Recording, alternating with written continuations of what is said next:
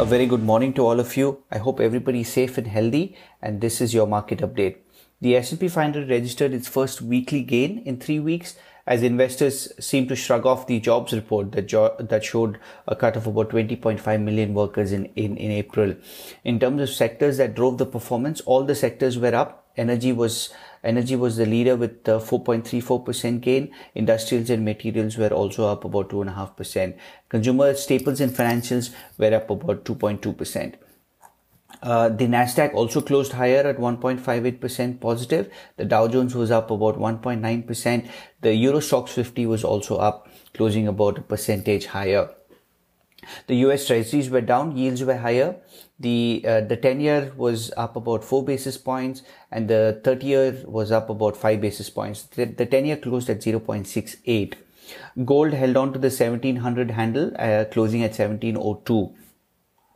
WTI and Brent both were higher, 5%. The WTI closed at 24.74 and the Brent was at 30.997.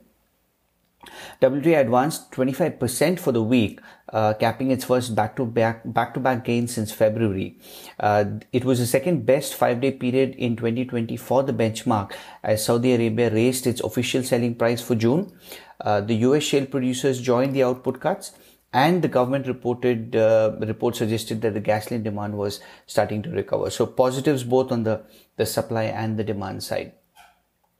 The big report on Friday was the US NFP data, non-farm payroll data.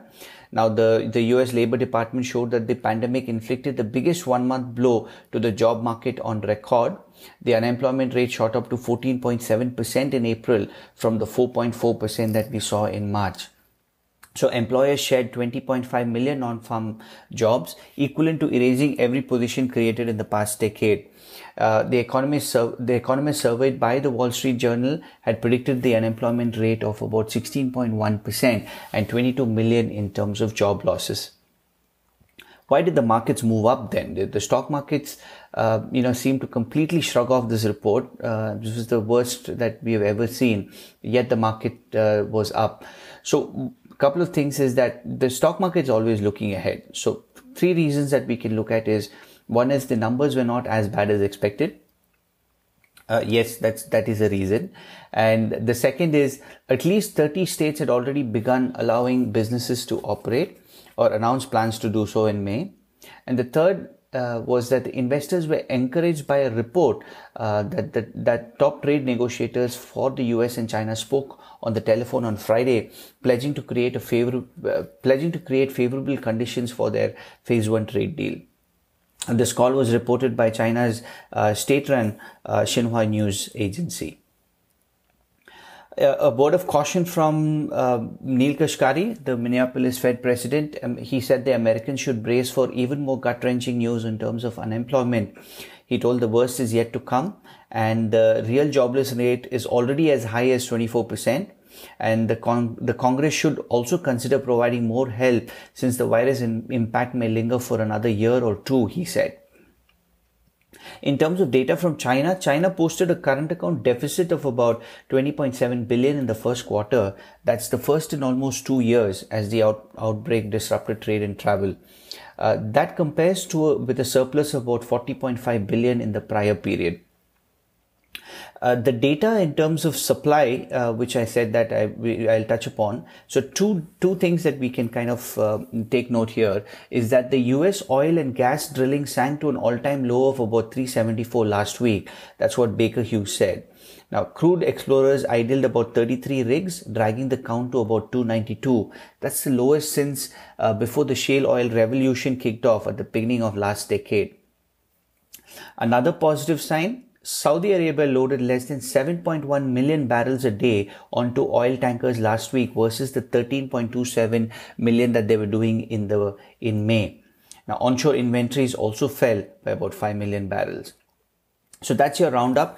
Moving on to equities, more than about 10 billion of mergers and acquisitions and investments were terminated in the 7 days through Friday. That's the data as compiled by Bloomberg. More deals are falling apart. Carlyle and Singapore Sovereign Wealth Fund GIC were backing out of a deal to buy about 20% of American Express Global Business Travel. Saudi Aramco is also looking to restructure the acquisition of a controlling stake in SABIC. SoftBank will be reporting later today. WeWork's impact on SoftBank's balance sheet will be clearer. The SoftBank already expects a 900 billion yen loss, which is about $8.4 billion from its bailout of the office sharing startup. Investors will be also looking into whether there is a reserve fund to contend with the litigation from Adam Neumann and the two independent directors. Right. So a couple of interesting comments that have come from Google and Facebook is that Google's CEO Sundar Pichai said, told employees to prepare to work remotely through October and possibly to the end of the year. Facebook also said the same, told employees that they can work remotely through the end of the year. So this is in spite of states coming back online after the shutdown.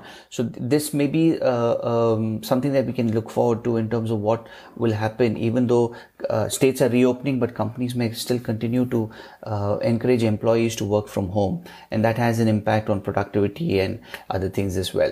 In terms of fixed income, United Airlines scrapped its 2.25 billion bond offering.